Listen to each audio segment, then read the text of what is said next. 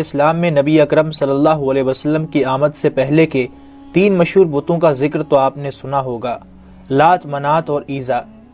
یہ تینوں بت خانہ کعبہ میں رکھے ہوئے تھے، جن کو فتح مکہ کے دور میں نبی اکرم صلی اللہ علیہ وسلم نے توڑ کر خانہ کعبہ سے باہر پھینکوا دیا تھا۔ لات، منات اور عیزا کی یہ تینوں بت خانہ کعبہ میں باقی بتوں کے ساتھ موجود تھے، لیکن اب آپ کو تاریخ کی ایک نئی بات بتاتا ہوں جس پر مسلمان غور کرنے کے بجائے آگے نکل جاتے ہیں۔ یہ بت جو خانہ کعبہ میں نصب تھے، ان کو آپ علامتی یا ڈمی کہہ سکتے ہیں۔ اصل بت جن کے مندر بنے ہوئے تھے اور ان مندروں میں ان بتوں کی پوجا کی جاتی تھی، وہ عرب کے مختلف علاقوں میں موجود تھے۔ جن بستیوں میں ان بتوں کے مندر بنے ہوئے تھے، ان بستیوں کے ارد گرد رہنے والے عرب یہاں مندروں میں آ کر ان بتوں کی عبادت کرتے، ان کے چڑھاوے چڑھائے جاتے، یہاں تک کہ ان بتوں کے سامنے جانوروں کی قربانی کی منتیں پوری کی جاتی۔ ان کے سامنے قربان گاہیں بنی ہوتی جہاں جانوروں کو لا کر ذبح کیا جاتا۔ حیرت انگیز بات تھی کہ ان بتوں کو ماننے والوں کی تعداد میں اضافہ ہی ہوتا چلا جاتا۔ آخر یہ بت ان عربوں کو ایسا کیا دکھاتے تھے کہ یہ عرب ان کی عبادت پر مجبور تھے؟ لات، منات اور عیزا یہ تینوں دیویاں تھیں۔ ان کے بارے میں مشہور ہے کہ یہ خدا کی بیٹیاں ہیں، نعوذ باللہ۔ عربوں کے یہاں یہ بات بہت مشہور تھی، اسی لیے ان کو اللہ کی بیٹیاں قرار دے کر ان کی عبادت کی جاتی۔ یہ تینوں بت پورے عرب میں سب سے زیادہ مشہور تھے۔ ان بتوں کے ساتھ 3 شیاطین چڑیلیں منسوخ تھیں۔ لفظ چڑیل آپ دوستوں کو آسانی سے سمجھانے کے لیے استعمال کیا ہے۔ دراصل یہ شیاطین کی مؤنث یعنی فیمیل شیاطین تھیں۔ یہ بتوں میں گھس جایا کرتی اور سامنے والے سجدہ کرنے والوں کو مخاطب کر کے ان سے باتیں کرتی تھیں۔ کیونکہ یہ شیاطین جنات تھیں، اس لیے ان لوگوں کو جب ان کے ناموں سے پکارتی اور ان کے مسائل پر بات کرتی تو سامنے والے اپنے ذاتی مسائل جن سے وہ خود صرف آگاہ ہوتے پریشان ہو جاتے اور سوچنے لگتے کہ یہ بت واقعی نعوذ باللہ خدا کی بیٹیوں کے ہی بت ہوں گے۔ لیکن ان تینوں میں سے بھی سب سے زیادہ جسے بلند مقام حاصل تھا اس کا نام عیزا تھا۔ لفظ عیزا عزت سے نکلا ہے، جس کے معنی سب سے زیادہ قابل عزت کے ہیں۔ عیزا کا یہ بت خراز نامی ایک بستی میں واقع تھا۔ یہ بستی وادی نخلا کے قریب موجود تھی۔ یہ وہی مقام ہے جس کے قریب جنات کی ایک جماعت نے نبی اکرم صلی اللہ علیہ وسلم سے ملاقات کی اور آپ نے ان کو دعوت اسلام دے کر مسلمان کیا تھا۔ عیزا کے بت کا ایک شاندار مندر بنایا گیا تھا جس میں دویہ بن سلمہ نامی ایک پجاری عیزا کے بت کی دیکھ بھال اور خدمت پر مامور تھا۔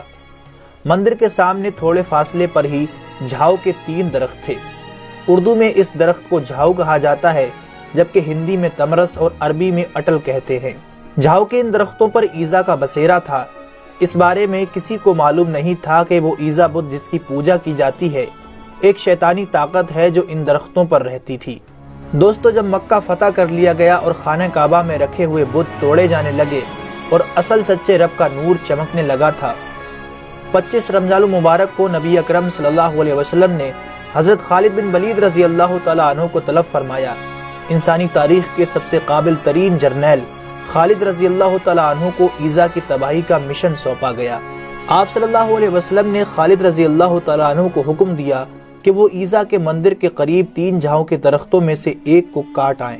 آپ رضی اللہ تعالیٰ عنہ بارگاہ رسالت صلی اللہ علیہ وسلم سے حکم پا کر وادی نخلا کے بستی میں پہنچے، مندر کو تلاش کیا اور اس کے قریب واقع جھاؤ کے درختوں میں سے ایک کو کاٹ دیا اور واپس آ گئے۔ جب آپ رضی اللہ تعالیٰ عنہ نبی اکرم صلی اللہ علیہ وسلم کی خدمت میں حاضر ہوئے اور درخت کاٹنے کا حال بیان کیا، اس پر آپ صلی اللہ علیہ وسلم نے پوچھا، اے خالد، جب تم درخت کاٹ رہے تھے تو اس دوران کوئی واقعہ پیش آیا تھا یا کچھ دکھائی دیا تھا؟ اس پر آپ رضی اللہ تعالیٰ عنہ نے عرض کیا، یا رسول اللہ صلی اللہ علیہ وسلم، میں نے کوئی بھی ایسا واقعہ رونما ہوتے ہوئے نہیں دیکھا۔ آپ صلی اللہ علیہ وسلم نے دوبارہ حضرت خالد بن ولید رضی اللہ تعالیٰ عنہ کو حکم دیا کہ تم دوسرا درخت بھی کاٹ آؤ۔ ایک بار پھر حضرت خالد رضی اللہ تعالیٰ عنہ وہاں پہنچے اور دوسرا درخت کاٹنے کے بعد واپس آقا کریم صلی اللہ علیہ وسلم کی خدمت میں درخت کاٹنے کا احوال بیان کیا۔